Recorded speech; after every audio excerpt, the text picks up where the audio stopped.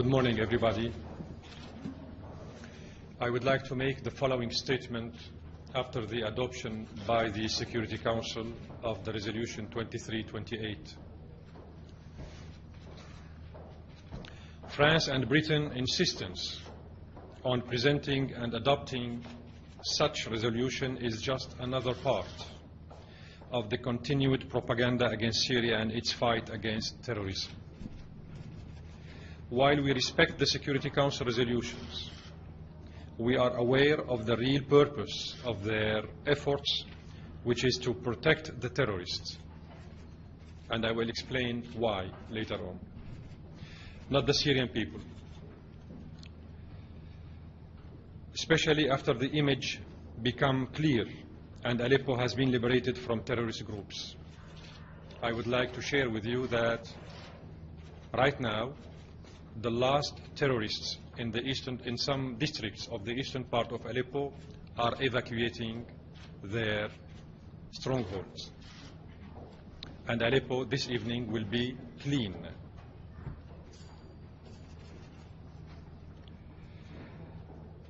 The Syrian government does not oppose the adoption of any resolution that respects the international humanitarian law and the protection of civilians, or intends to provide civilians with medical and food assistance, or to protect medical and educational facilities. We are saying that because the Syrian government till now is presenting up to 80% of the humanitarian assistance provided to all our people all over Syria, but in particular to the civilians who are still, hopefully this evening there will be no more civilians, but who are still in some districts of the eastern part of Aleppo. The UN is not doing its job correctly. To be factual, these principles are at the core duties of the Syrian government towards its citizens. And it has been doing this over the last 5 years. We oppose the attempts of some member states to draft and submit, under a humanitarian cover, a crafty and vague terms and loose phrases that tolerate more than one interpretation, with the intention of exploiting these resolutions to achieve hidden agendas, to legitimize foreign interference, changing of legitimate governments by force, or even using military force. These kind of resolutions might have a lot of purposes, but the stated humanitarian goal. We all have in mind what they did to Iraq and Libya and elsewhere. Under the cover of humanitarian purposes. In Libya, they wanted to protect the civilians. They destroyed the whole country and transformed Libya into an international hub of terrorism. Iraq, needless to talk about it. The Syrian government, as part of its humanitarian response, has received more than 100,000 civilians who came out of the eastern district of Aleppo through the period from 26 November until the 14th of December. Moreover, the government has provided all the services, needs, and medical care for those civilians. It is necessary to point out that the Syrian government has provided 80%, as I said, of the food and emergency assistance to those families, while the United Nations organizations have only provided 20%, roughly 20%. The Syrian government demands in this regard that the UN aid organizations do their part in helping the Syrian residents of Aleppo, helping in deeds, not in words. The Syrian government has agreed to evacuate the unlawful armed groups and their families from Aleppo.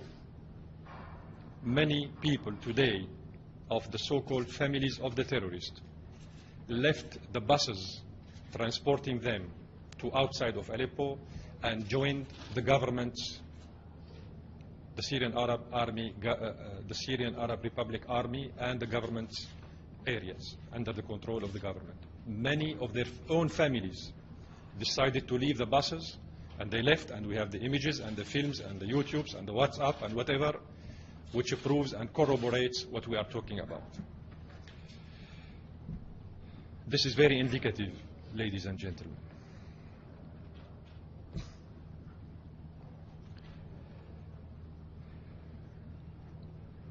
However, the armed terrorist groups repeatedly breached the terms of this agreement, like trying to take a number of prisoners and bodies of martyrs with them, or to carry their medium weapons. According to the agreement with them, the terrorists should have left their strongholds carrying with them their light weapons only, and not taking with them any hostages, any bodies of martyrs. They did not respect these terms of the agreement, and they carried on with them their medium-range weapons and many of the kidnapped and abducted Syrian soldiers and civilians with them, as well as the bodies of too many martyrs. This is the reason why the whole operation got stopped yesterday. Despite of all of this, the Syrian government is still ready to evacuate remaining unlawful armed groups in the terrorist pockets in the eastern part of Aleppo.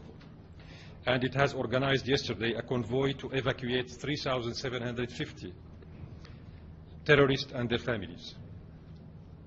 Unfortunately, some member states in the Security Council and the mainstream media continue to defend and support the genetically modified armed Syrian opposition, moderate by definition, while turning a blind eye to the crimes committed by them, such as burning the evacuation buses yesterday. I guess you are aware of this. The media told you that the terrorists burned only 5 buses. No, this is not correct. They burned 25 buses and took their drivers hostages, and they killed 3 drivers out of them. And using a 7-year-old girl as a suicide bomber. 7 years old girl as a suicide bomber at a Damascus police station 2 days ago. I guess you are aware of that too. Instead, France and some other member states in the Council did not say a single word of condemnation of these terrorist attacks against the evacuation buses that were sent to evacuate the sick and wounded from Kafraya and Al-Fu'a.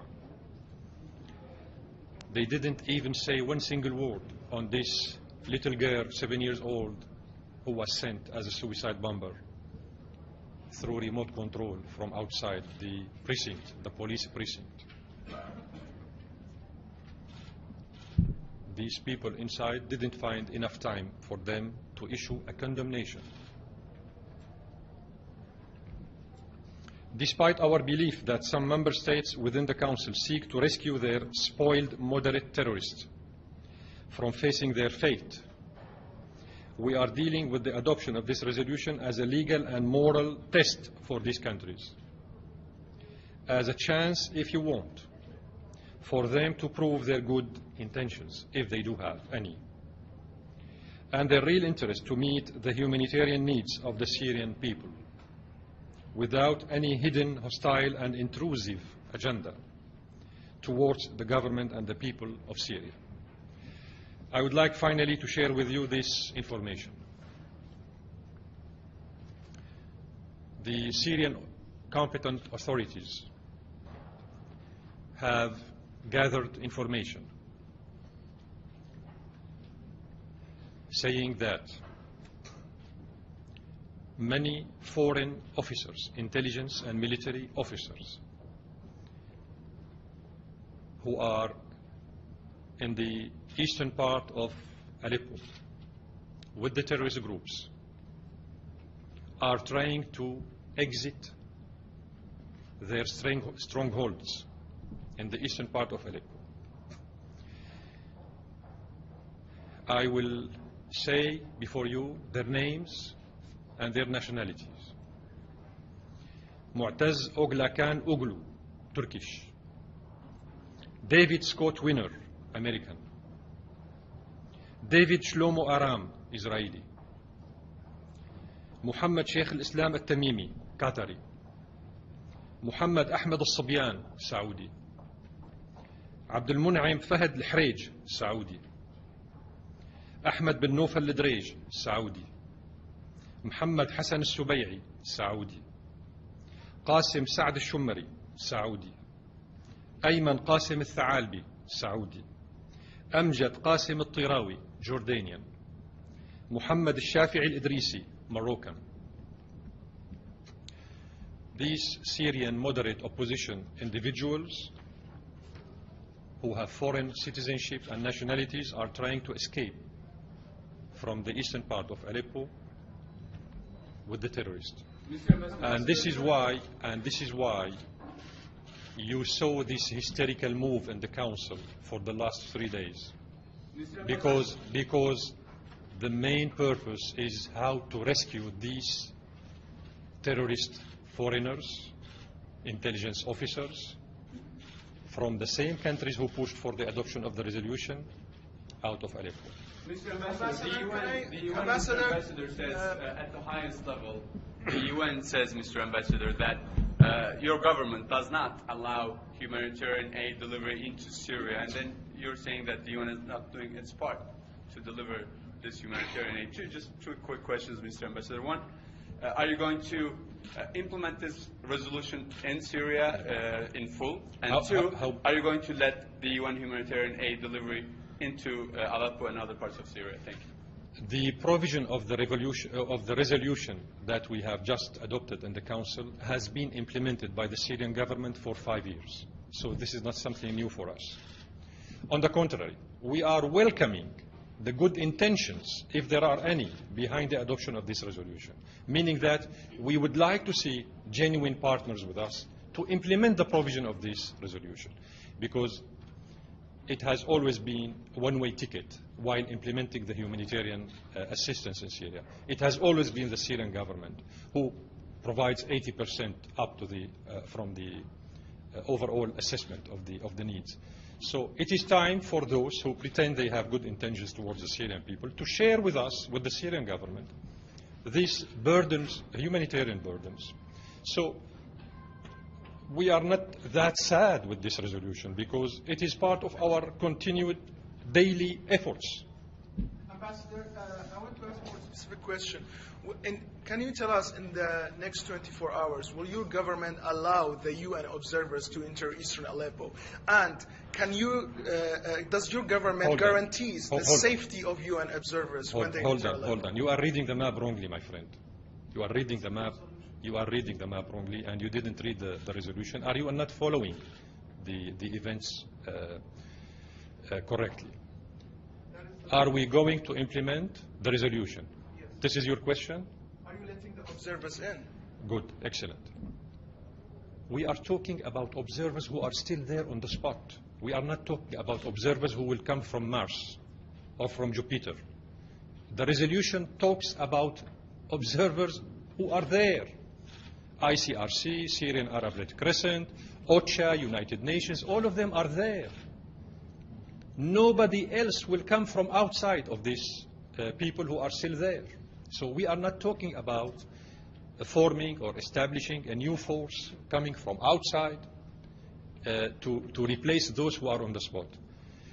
The resolution speaks about the UN as well as RCRC and the Syrian Red Arab Crescent Association to supervise and monitor the implementation of the resolution.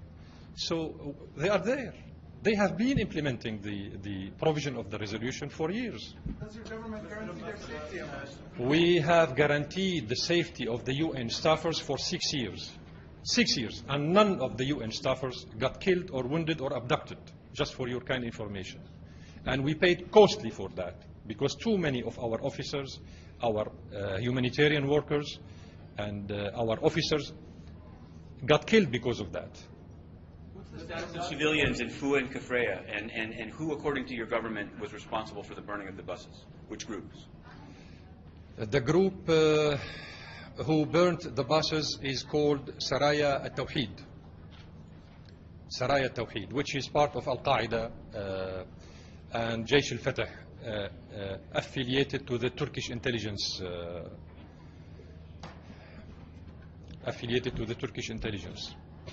Did anyone get out of the two? I mean, what's the status of people in Fu and Kafraya? They killed 3 drivers, abducted the remaining 22 other drivers, burnt 25 buses, prevented, of course, the evacuation of the wounded people from Kafraya and Al-Fu'a. But today, we have succeeded evacuating hundreds of these wounded people from Kafraya and Al-Fu'a.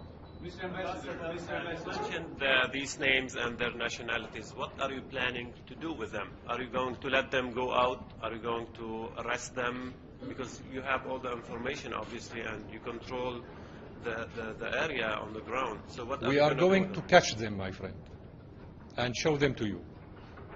You mean only them, or them and other fighters? Them? No, I'm talking about the foreigners, intelligence officers, whose name I have mentioned a few minutes ago. You wanted to see them? We will show them to you. Mr. Ambassador, a lot of buses that were supposedly burned in Eastern Aleppo. It's not supposedly. Haven't you seen the pictures? No, I'm supposedly. I'm saying because they were not burned by the people you claim were burned by.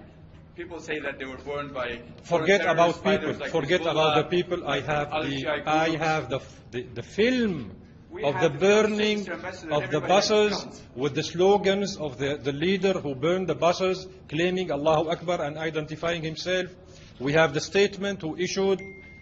Come on, my friend. Come on. Give me a break. Give me a break, please. Mr. Ambassador, you named off a whole list of individuals who you claim are nice people, yeah, are intelligence agents from countries. No, they are Syrian moderate opposition. Right. Can genetically you tell, modified. Are they still in eastern Aleppo? Yes. They are still there. Yes. And this is why you saw this hysterical move during the weekend by France and Britain and the Americans, because they wanted to guarantee their safety out of the eastern part of Aleppo. Ambassador, how have you been able to name them as you do now? We don't have strong intelligence services. Thank you so much.